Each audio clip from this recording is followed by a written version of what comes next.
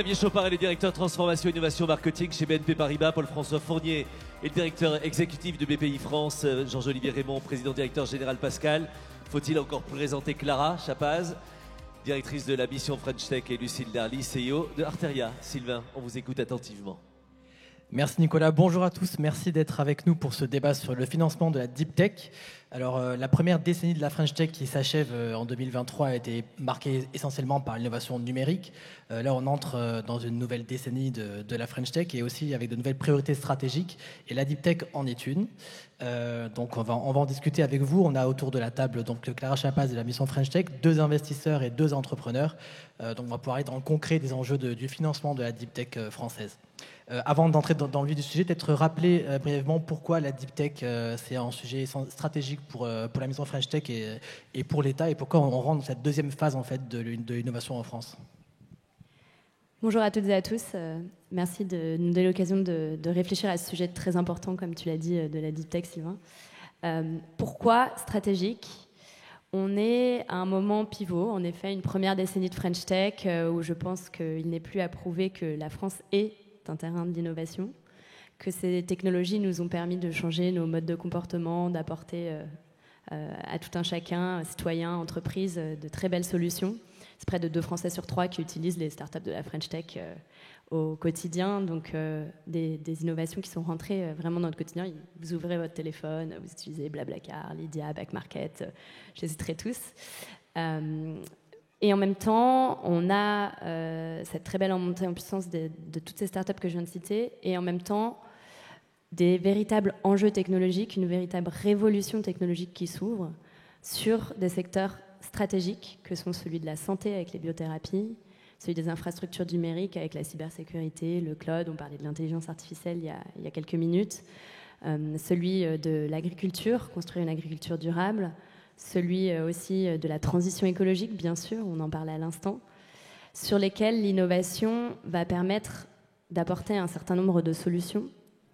Et cette innovation va être vraiment une innovation de rupture et se rapprocher du monde de la recherche, se rapprocher finalement de solutions qui vont certainement utiliser le numérique, mais aller au-delà et qui vont être stratégiques pour apporter les solutions à ces grands enjeux de société que je viens de nommer.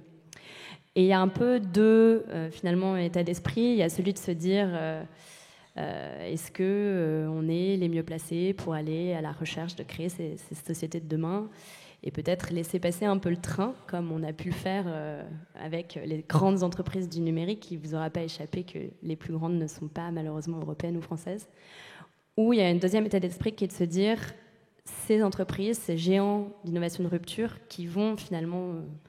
vraiment pousser le monde économique de demain, apporter ces solutions dont on a besoin et aussi peut-être redéfinir le monde d'un point de vue des valeurs parce que les personnes qui demain maîtriseront l'intelligence artificielle auront un énorme impact sur le monde aussi de ce point de vue-là.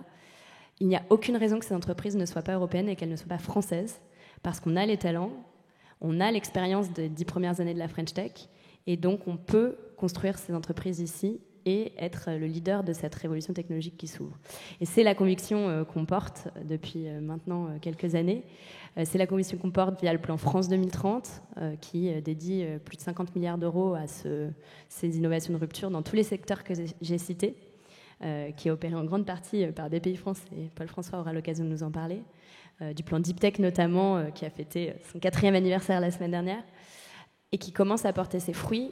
On le voit dans le Next 40, on pense Next 40, Lydia, Blablacar, etc. Mais on a aussi près de 10 startups, donc quasiment un quart du Next 40, qui sont des entreprises Deep Tech. Je pense à Vercor sur les batteries électriques, je pense à Insect et Innovafeed sur les protéines à base d'insectes, je pense aussi à Flying Whales sur la mobilité commerciale. Ces entreprises émergent, elles émergent avec une certaine puissance et on doit les accompagner à aller plus loin via le financement, via les programmes d'accompagnement qu'on mène. Concrètement, c'est quoi le potentiel de la Deep Tech en France ? C'est toutes les innovations qui dorment aujourd'hui dans les laboratoires de la recherche française, en fait. Et donc, la French Tech, c'est 20 000 startups à peu près. L'an dernier, elles ont levé 13,5 milliards, dont 2,5 milliards, je crois, pour les Deep Tech. Donc, c'est encore une petite frange de la French Tech. C'est quoi clairement ce potentiel-là ? Et du coup, est-ce que c'est pour justement faire monter la part des Deep Tech dans le poids de la French Tech que BPI France amplifie son plan Deep Tech lancé en 2018 ? Oui, en fait, comme le disait Clara, on voit bien qu'on est dans une deuxième phase de la French Tech, après le numérique, qui est une verticale nouvelle, un peu comme l'aviation ou comme l'automobile. Et cette deuxième vague, c'est effectivement la conviction qu'en fait, il y a tout un tas de technos qui vont avoir de l'impact et qu'il faut qu'on arrive à mettre sur le marché. Donc il y a 4 ans, on a lancé ce plan qui consistait à dire, en fait, on a tout un tas de PhD qui sont des chercheurs et qui doivent raisonner dans la logique de création de start-up ou de participation à la valorisation des créations de start-up. L'État nous a confié des moyens importants, d'abord avec le programme d'investissement d'avenir et puis avec France 2030 qui viennent abonder, et des ambitions qui sont fortes, puisque l'ambition, c'est de faire 500 startups par an sortant des labos. On était un peu moins de 200 en 2017-2018, et on vient effectivement d'annoncer qu'on est passé à plus de 300, donc on a quasiment doublé en 4 ans le flux de startups. On n'est pas à 500, mais on voit bien qu'on est dans une dynamique. Alors, qu'est-ce qu'il y a derrière pour aller dans un peu plus le détail de pourquoi c'est si structurant? C'est quand on regarde aujourd'hui ce que c'est que la Deep Tech, c'est à peu près 1800 startups. Donc effectivement, on voit bien qu'on a encore un potentiel par rapport au numérique très important, mais ces startups, elles ont des caractéristiques qui nous semblent extrêmement importantes et intéressantes. 45% sont autour des sujets de la santé. Et on voit bien que notre modèle de santé, il faut le réinventer autour des sujets de prévention, du digital, et puis qu'il y a encore de très belles thérapies à inventer sur ces sujets. 25% sont autour des sujets des green tech. Je ne vais pas vous faire le pourquoi du comment, et d'ailleurs c'est en croissance, et d'ailleurs on pousse tous pour que ça fasse de plus en plus. C'était 20% il y a 3 ans. Donc on voit bien que tous ces sujets de nouvelles technologies autour des green tech sont essentiels. Et puis le dernier petit tiers, c'est autour des sujets qu'on pourrait qualifier au sens large de souveraineté, le semi-conducteur, le quantique, on en reparlera, les sujets de robotique, donc des sujets sur lesquels maîtriser les briques techno est assez essentiel. Et puis, deuxième caractéristique, au-delà des secteurs dont on voit l'importance, c'est que 2 tiers de ces startups sont en région. Et on voit bien que le numérique a quand même un prisme parisien un peu plus fort. Là, nos centres de recherche étant en région, ça donne quelque chose qui ressemble un peu plus à ce que c'est que l'ensemble de l'économie française. Et dernier point, et c'est une des découvertes qu'on a faites il y a à peu près 2 ans, c'est qu'en fait, ces startups, au bout d'un moment, elles ont besoin de créer une usine. Il y en a à peu près une moitié qui, à un moment, ont un produit à créer. Alors, ce n'est pas forcément un produit qu'on voit. Tu en parleras tout à l'heure. C'est parfois des fermes de serveurs quantiques. Mais enfin, c'est quand même une usine avec ce qu'on aime autour d'effets, entre guillemets, industriels. Et donc, on a, il y a 2 ans, travaillé avec l'État pour lancer un plan qui nous permettra et qui commence à permettre de créer ces usines qui vont permettre de faire une réindustrialisation et qui vont permettre aussi indirectement de re-rentrer dans les chaînes de valeur existantes et dans les filières existantes pour remettre de la technologie dans des filières qui, parfois, en ont bien besoin en créant ces usines qui vont faire des produits pour faire des sous-traitants de grandes filières industrielles. Donc voilà, nous, notre conviction, c'est qu'on a, avec ces deep tech, un moyen incroyable de réindustrialiser sur des filières majeures en renouvelant des terreaux dans les territoires qui ont besoin de revoir des usines. Et donc justement, pour justement faire cette ambition de réindustrialiser la France grâce au deep tech, il faut des startups. Donc il faut des startups qui font ces objectifs-là. Donc je me tourne vers nos entrepreneurs. Donc on a 2 ici, Lucille Derly qui est fondatrice et CEO d'Arteria, et Georges-Olivier Raymond qui est cofondateur et CEO de Pascal. Donc pour les deep tech, l'argent c'est le nerf de la guerre. Et parce qu'avant de commercialiser, il faut des années et des années et des années de R&D, etc. Et également avoir les autorisations, etc. Donc Lucille Derly, vous êtes donc présentez-nous un petit peu Arteria, et vous êtes passé par la phase de la levée de fonds. Vous êtes en cours de levée de fonds d'ailleurs. Est-ce que vous pouvez nous raconter un petit peu comment c'est pour une deep tech dans la santé de se frotter au monde du capital risque? Alors, nous, chez Arteria, on développe un dispositif médical pour aider les praticiens à trouver facilement les artères. Parce qu'on est parti d'un constat simple, c'est qu'en France, on a besoin de détecter une artère une fois toutes les 3 secondes. Donc l'artère, c'est le vaisseau sanguin qu'on ne voit pas. Ce que vous voyez, c'est vos veines. Et dans un tiers des cas, le praticien ne la trouve pas du premier coup. Il va devoir, du coup, repiquer, réitérer son geste avant de pouvoir trouver l'artère. Et ça va être du stress, ça va être une perte de temps et ça va être une perte financière pour l'établissement de santé. Parti de ce constat terrain, ça fait maintenant 4 ans qu'on recherche et qu'on développe ce dispositif médical qui s'appelle BloodUp.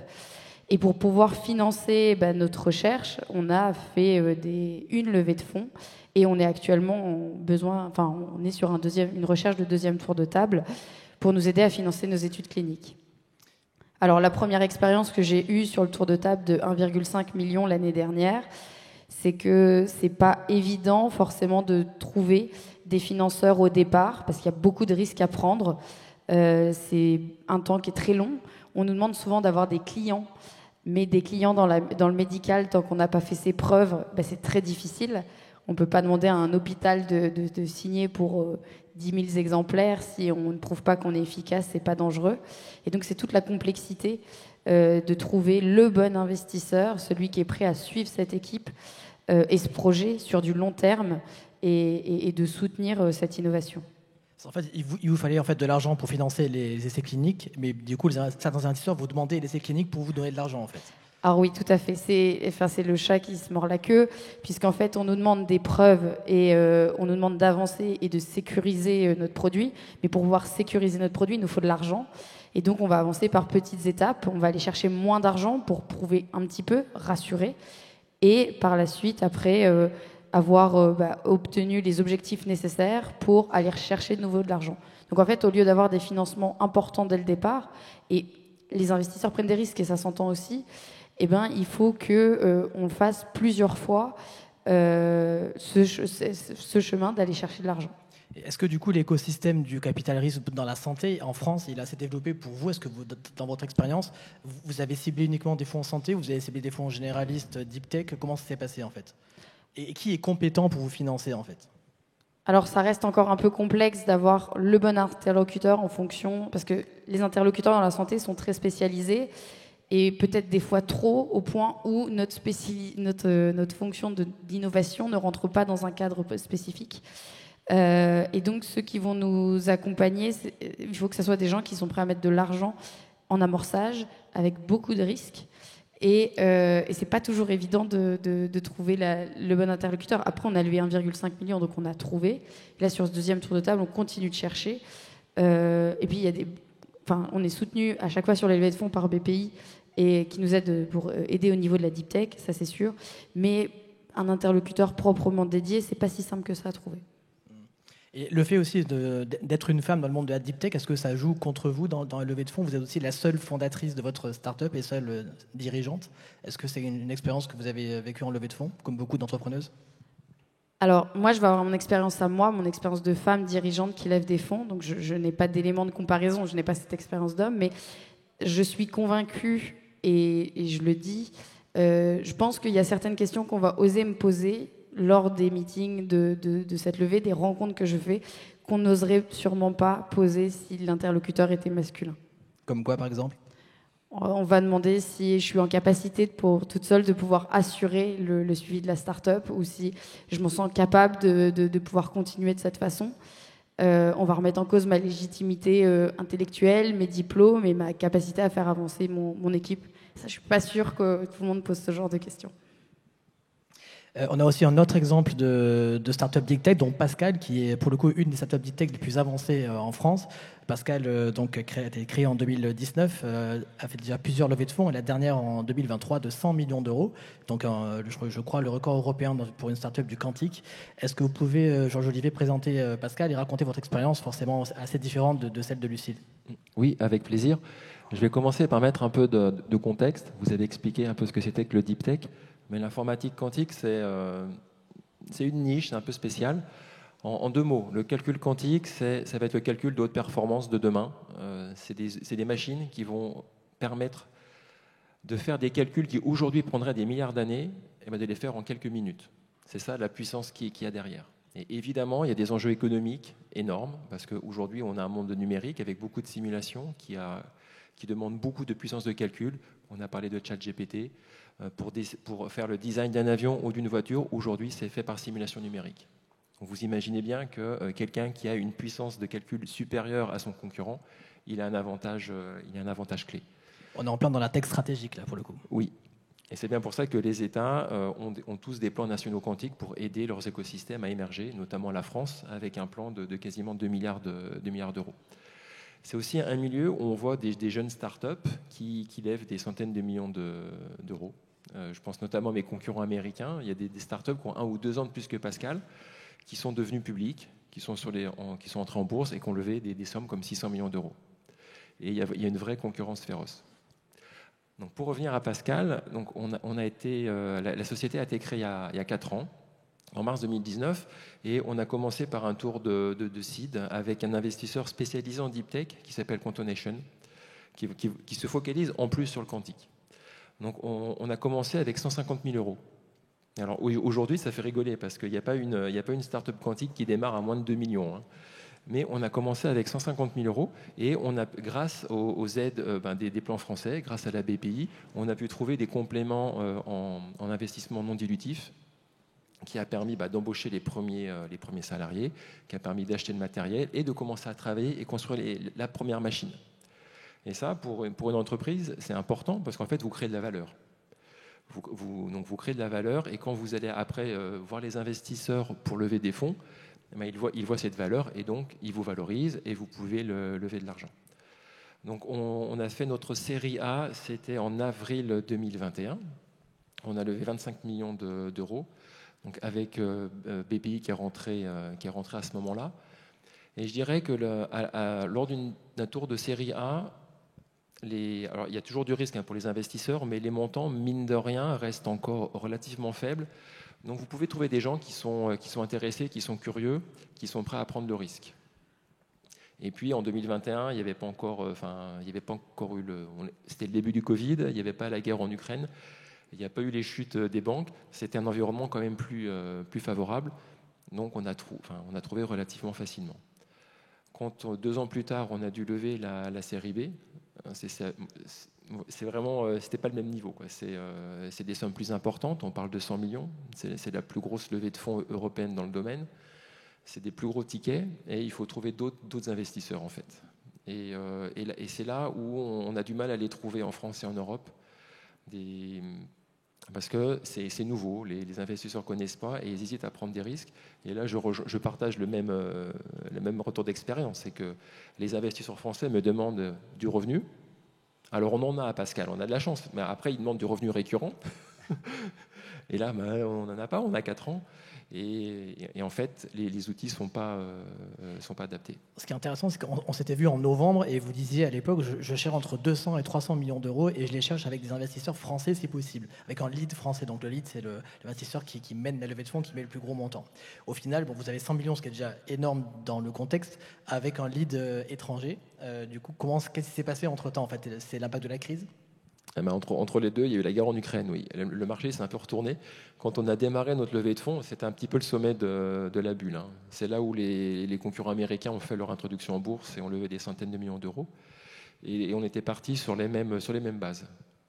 Et en fait, en pratique, ce qu'on voit aujourd'hui, c'est que les levées de fonds, quand elles se font, parce qu'il y en a vraiment très peu qui se font, tout est divisé par 2. Donc je pense qu'on aurait pu lever 200 ou 300 millions il y a quelques mois, mais là, c'était plus possible. Moi, j'aurais aimé qu'il y ait un lead français, hein, parce qu'il y a des vrais enjeux de souveraineté, de stratégie. La recherche, elle a été faite en France, vraiment entièrement en France, et potentiellement, on peut devenir des leaders du numérique. Hein. On parlait de ces grandes entreprises. Et c'est l'argent qui fait c'est celui qui lève le plus d'argent qui a le plus de chances de gagner la course dans le quantique comme dans d'autres deep tech? Pardon, excusez-moi, c'est celui qui lève le plus d'argent qui a la meilleure chance de gagner la course? Oui, il en a besoin. Je vous l'ai dit, quand vous avez des concurrents en face qui ont 600 millions d'euros de cash en banque, évidemment, il faut pouvoir jouer dans la même cour, mais ça ne suffit pas. Il faut aussi de la bonne techno. Il faut les deux. Je vais me tourner maintenant vers nos investisseurs, notamment Xavier Chopard de BNP Paribas. J'ai beaucoup de questions à vous poser. Alors, ce qu'on sait moins, du coup, ce que le public sait moins, c'est que derrière les fonds de capital risque, il y a ce qu'on appelle les LP, qui sont donc les investisseurs institutionnels qui financent en fait ces fonds de capital risque. Et ouais. BNP Paribas en est un.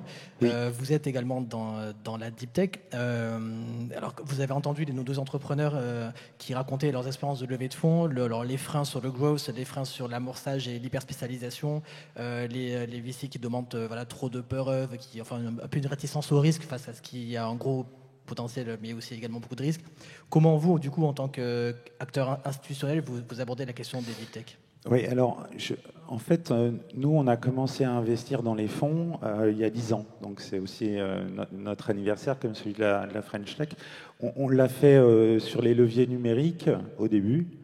Et puis, on a continué à constituer un portefeuille d'une trentaine de sociétés de gestion, souvent aux côtés de BPI d'ailleurs. Et quand on prend un peu de recul, on avait quand même un fort tropisme santé, en fait. Donc notre allocation, au bout de 10 ans, elle reste quand même très orientée. Il y a quand même une quote-part assez significative de santé et de deep tech. C'est à peu près 25% de notre allocation. Et on l'a fait essentiellement en seed, early stage. Donc en amorçage en français. Ouais, en amorçage, pardon. Et on a gardé cette stratégie d'intervention en amorçage. Et un de nos enjeux aujourd'hui, compte tenu de ce qui a été dit précédemment, c'est d'augmenter notre allocation d'investissement sur la deep tech. Alors, on va continuer à investir dans les fonds santé. Et puis, on a plusieurs leviers. Enfin, on a au moins 2 leviers pour augmenter cette allocation. Le premier, c'est de s'intéresser un peu plus aux nouvelles industries, à la partie industrielle, puisqu'on était assez faible en termes d'investissement de ce côté-là. Donc on se soigne et on va continuer à délivrer dans ce domaine. Puis notre deuxième levier, c'est la green tech et la transition énergétique. Et donc là aussi, en investissement indirect, on va mettre un petit coup de boost sur le sujet. Donc, on va maintenir notre politique dans la durée. Donc, il n'y a pas de frein. On va continuer à investir en amorçage et dans la deep tech avec plaisir parce qu'on partage les enjeux de souveraineté qui ont été soulignés il y a quelques instants.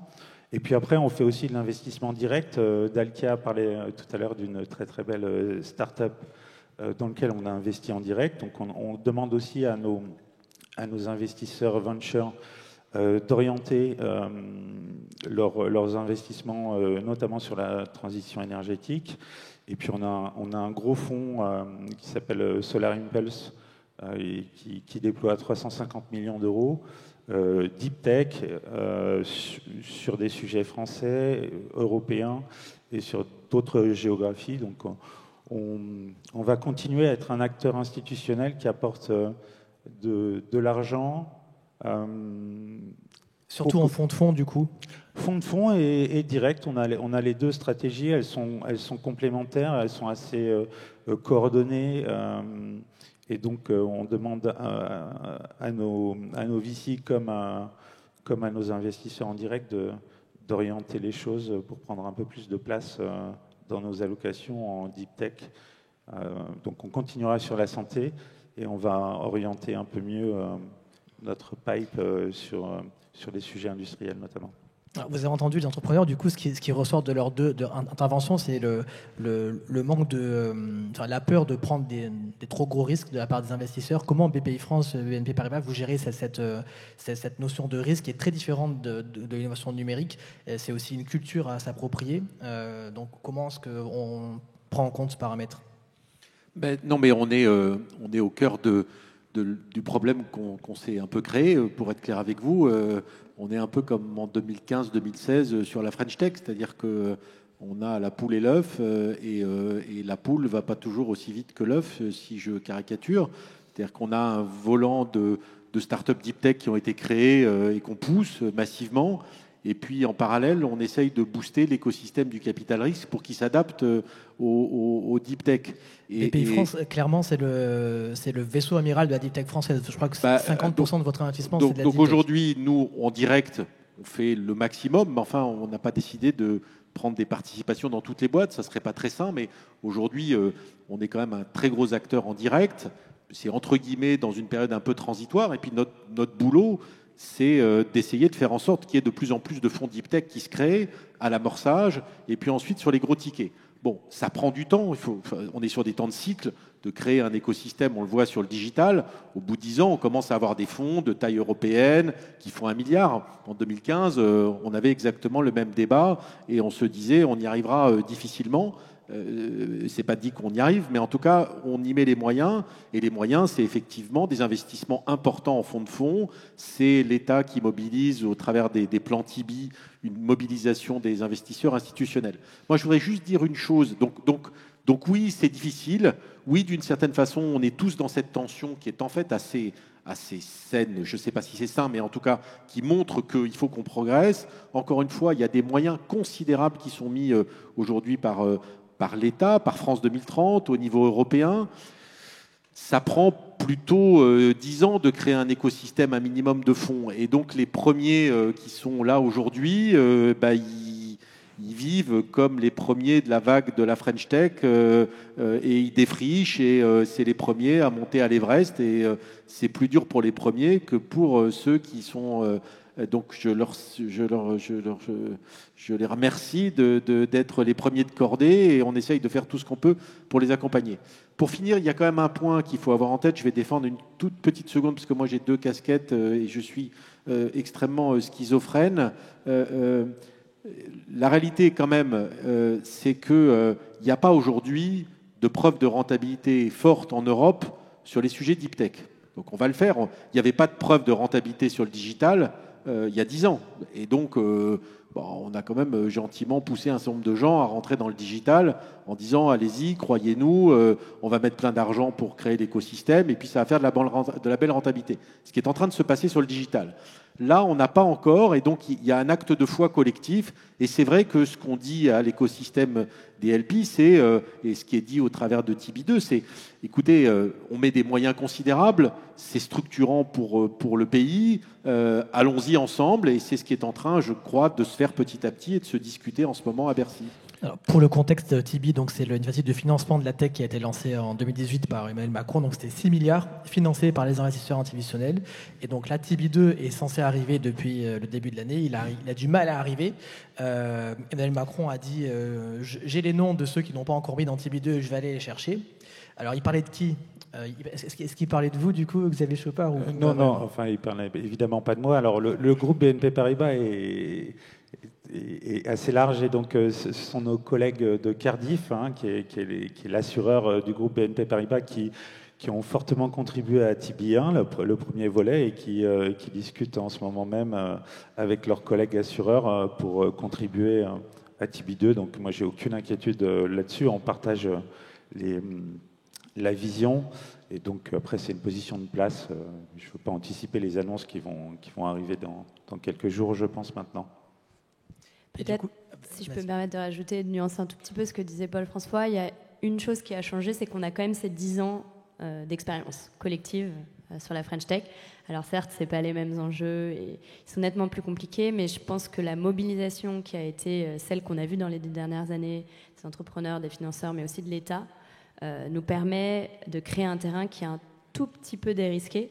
Je pense notamment à toutes les actions qu'on porte, bien sûr, à la mission French Tech via les programmes d'accompagnement. On a lancé en 2019 le Next 40 French Tech 120, donc ce programme qui accompagne les 120 startups les plus développées d'un point de vue économique.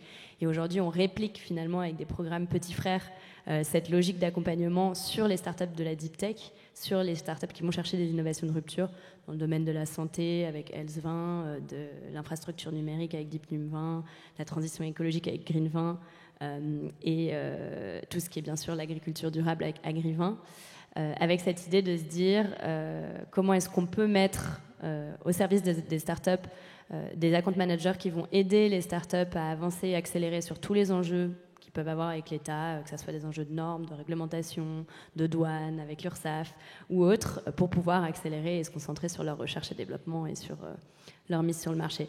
Donc ça, je pense que ça a été un véritable succès sur la première décennie de la French Tech et c'est quelque chose qu'on va répliquer sur ces innovations de rupture qui en ont certainement encore plus besoin parce que quand on crée des startups comme la vôtre ou comme Pascal, j'imagine qu'il y a un certain nombre d'enjeux réglementaires qui doivent suivre derrière.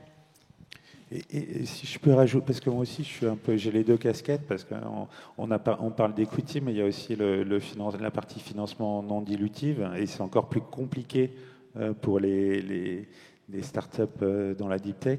Un de nos enjeux de discussion, enfin une de nos discussions actuelles avec la mission French Tech et BPI, c'est aussi de trouver les outils en financement qui permettent d'intégrer des logiques de modèles avec des time to market un peu plus longs, avec beaucoup plus d'intensité en CAPEX. Et donc ça, c'est aussi, là, c'est la partie bancaire du sujet. Donc on se réarme dans ce domaine, et donc on va trouver des outils adaptés pour intégrer le temps long et des logiques un peu plus industrielles. Et on a la garantie de projets stratégiques qu'on peut peut-être essayer de tourner un peu différemment. Et on a aussi des sujets d'empreinte PPR là, qu'on est en train de discuter ensemble. Donc on est aligné pour faire le succès des belles deep tech françaises. Donc, Après, en ce moment, et c'est une question peut-être pour vous tous, il y a un petit caillou dans la chaussure qui est le contexte macroéconomique actuel mondial. Les taux d'intérêt explosent. Voilà, il y a des enjeux nouveaux, la guerre en Ukraine, des tensions géopolitiques qui font que la tech devient à la fois beaucoup plus stratégique, mais aussi face justement à la crise économique et aux remontées de taux d'intérêt, le risque devient plus difficile à prendre pour les financeurs. On voit par exemple que BPI France, en 2022, vous avez investi moins 15% en direct et en fonds de fonds dans l'écosystème, aligné avec le reste de l'écosystème. Les levées de fonds sont en train de s'effondrer au premier trimestre 2023, moins 70%, au deuxième semestre ça va être pareil. Voilà, donc il y a à la fois la tech devient plus stratégique, mais aussi un environnement économique qui se durcit. Comment est-ce que vous abordez ça, notamment du côté financeur ?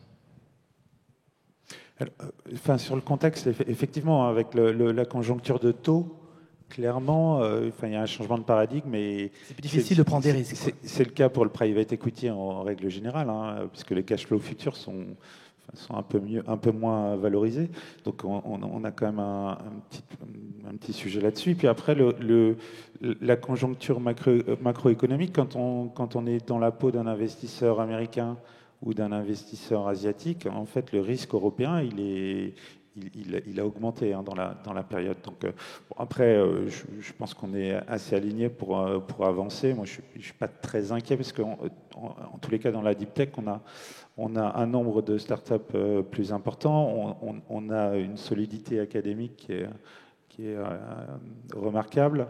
Et nous, on va pas s'arrêter d'investir pour des éléments conjoncturels qui vont passer. Ne vous inquiétez pas, les deep tech françaises vont continuer à lever des fonds. Je ne suis pas vraiment inquiet sur ce sujet-là. Non, mais la réalité, c'est qu'effectivement, le marché s'est retourné. On l'avait tous un peu anticipé. Puis quand ça arrive, c'est toujours plus désagréable qu'on l'avait anticipé. Quand on regarde les chiffres, simplement, je pense que sur nos investissements, nous, on continue massivement à surjouer sur la deep tech. Et en fait, l'écosystème est beaucoup plus jeune, beaucoup plus early. Donc, en fait, on fait beaucoup de petits tickets et on fait beaucoup moins de gros tickets. Donc les chiffres, d'ailleurs, qu'on a sur les 2 premiers mois sur la deep tech sont moins catastrophiques que sur le reste de l'écosystème. Et d'ailleurs, Georges Olivier peut en témoigner. C'est à peu près moins 10% sur janvier et février. Donc c'est en tout cas très différent de 70. Ça veut dire qu'il y a quand même un côté résilient qui est lié, je crois, au fait qu'il y a des gens qui arrivent à comprendre, et on le répète en permanence, que c'est dans ces bas de cycle qu'il faut investir. Et clairement, on est dans la deep tech, dans le début d'un cycle assez profond. Il y a des gens qui sont contracycliques et qui suivent et qui sont capables de faire ces paris-là. Alors effectivement, il n'y a pas encore les gros tickets parce que l'écosystème n'est pas là et puis parce qu'il n'y a pas suffisamment d'argent. Mais je pense qu'on n'est pas en train de perdre du temps trop et qu'au contraire, tout ce qu'on est en train de faire avec les moyens considérables nous prépare, entre guillemets, à une sortie de crise qui viendra avec une dynamique qui restera quand même active par rapport à d'autres pays. Donc je ne suis pas en train de dresser un portrait idyllique, mais je crois que les crises, c'est aussi des moments où on peut faire la différence avec d'autres pays. Aujourd'hui, on a des moyens considérables, on a un alignement avec le privé qui est en train de se mettre en place, on le disait. On a une vague d'entrepreneurs. Si on arrive à maintenir cette dynamique pendant les 6 à 12 mois qui sont devant nous, je pense qu'on pourra reprendre, quand il y aura de la voilure, une dynamique qui sera, j'espère, meilleure. En tout cas, c'est le pari qu'on est tous en train de faire. Et voilà, et donc il faut s'accrocher. Merci à tous. J'en profite pour rappeler donc Arteria est l'une de nos 51 gagnantes, donc Lucille, de Tech for Future 2023. Donc elle a gagné dans la catégorie santé dans le Grand Ouest. Voilà, et donc on termine ce débat et on va passer au débat sur la mixité et la diversité dans la tech. Et Clara Chapaz ne peut pas assister à ce débat-là, mais je crois que c'est une chose qui me tient à cœur. Donc peut-être un petit mot dessus pour terminer du coup. Avec plaisir. Je pense que l'expérience que tu viens de nous dévoiler en dit long sur le sujet de la parité. Donc, ravi que la parité et la mixité soient à l'ordre du jour dans cet événement aussi. En effet, il y a beaucoup de choses qui ont évolué de façon très positive dans les 10 premières années de cette French Tech. Les 25 000 startups dont on parlait, les 29 licornes, le fait qu'on ait un certain nombre de startups deep tech dans le Next 40. J'aurais pu aussi dire qu'une startup sur 4 dans le Next 40 est une start-up sur la transition écologique, qui est un secteur extrêmement porteur, qui décolle dans notre pays et on en a clairement bien besoin. Donc tout ça est très positif. Mais il y a un certain nombre d'enjeux sur lesquels les choses bougent, mais bougent encore beaucoup trop lentement. C'est le cas de la parité. Il n'y a que 9% des start-up qui sont fondées par des équipes 100% féminines. 88% des levées de fonds sont captées par des équipes 100% masculines. Et je pense qu'en effet, l'égalité de traitement dans cette question du financement n'est pas encore complètement là. Or, comme on vient d'en discuter, le financement est clé pour développer ces innovations dont le monde a besoin. On est extrêmement engagé à la mission French Tech sur ce sujet, notamment via une initiative qui s'appelle le Pacte Parité, qui vise à vraiment aller accélérer sur cette question dans toutes les startups. On l'a construit avec le French Tech 120, le Next 40, avec l'objectif de se dire comment est-ce que, de façon très concrète, on met en place des choses qui vont permettre d'avoir plus de femmes dans la tech en général, d'avoir plus de femmes dans des postes de management qui demain seront les fondatrices des startups dont on a besoin. Donc ravi de savoir le contenu de la table ronde suivante et d'écouter toutes les bonnes pratiques qui seront Eh bien, c'est une parfaite transition. Merci à tous les 5. Et puis, à bientôt. Et Nicolas reprend la main, du coup. Merci Sylvain, merci à toutes et tous.